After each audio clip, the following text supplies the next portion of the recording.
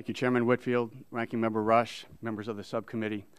I appreciate the opportunity to be here today to represent the views of the American wind energy industry. As you've heard today from the electric utilities on the panel, diversity is a crucial issue for the electric industry. As you've also heard, when utilities seek to diversify, wind power is a natural choice. Wind power tends to be the next least cost source of new generation capacity behind natural gas. It serves as a natural hedge or insurance policy because its fuel price risk is zero. Wind energy production has grown dramatically in the last decade. Today, wind projects in 39 states and Puerto Rico offer enough energy to power nearly 15 million American homes. At least 66 electric utilities bought or owned new wind power installed in 2012, up 50% from just a year ago. Last year alone, $25 billion in private investment went into building new U.S. wind projects. Wind projects in the U.S. have brought economic growth to rural communities, roughly $400 million in property taxes or similar payments to communities, and annual lease payments to farmers and ranchers of around $120,000 per turbine over the turbine's lifetime. Already, Iowa and South Dakota produce enough wind energy to meet more than 20% of their electricity needs, and wind energy produces more than 10% of the electricity in 9 states. Grid reliability benefits greatly from fuel diversity. Just like the Mississippi River takes water from many states and tributaries and keeps a steady flow into the Gulf of Mexico, the grid takes power from many sources to meet total demand. The grid can provide reliable energy as long as enough power is available from the diverse generation sources across the wide geographic areas of our power grids.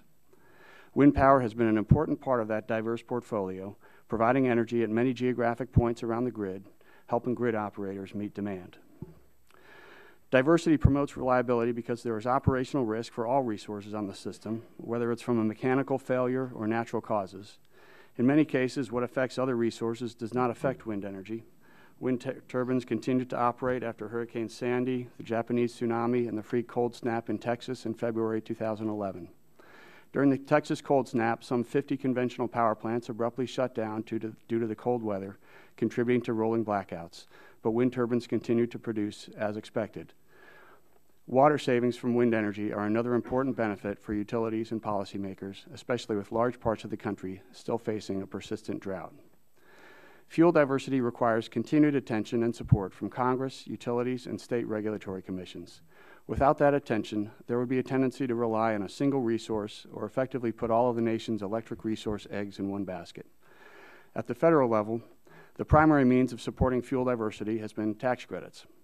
Tax credits played a major role in bringing down the cost of shale gas, and they're rapidly bringing down the cost of both wind and solar energy. The U.S. wind energy industry is now getting back to work building turbines and projects after the recent extension of the production and investment tax credits. The primary challenge is that renewable tax incentive support has been sporadic and unpredictable. With more policy certainty, like that enjoyed by other energy sources, the wind energy industry could invest in the remaining cost and performance improvements needed to finish the job of becoming fully cost competitive. Diversity through wind power development has held rates down for homes and businesses across the country. Wind energy costs have fallen by 1/3 in the last 4 years, and the technology continues to improve. Over the long term, wind energy's zero fuel cost protects consumers from fluctuations in the price of other fuels. Wind power is an important component of a diverse domestic energy portfolio that promotes economic growth, energy security, and a clean environment. Again, thank you for the opportunity to be here today. I look forward to answering your questions.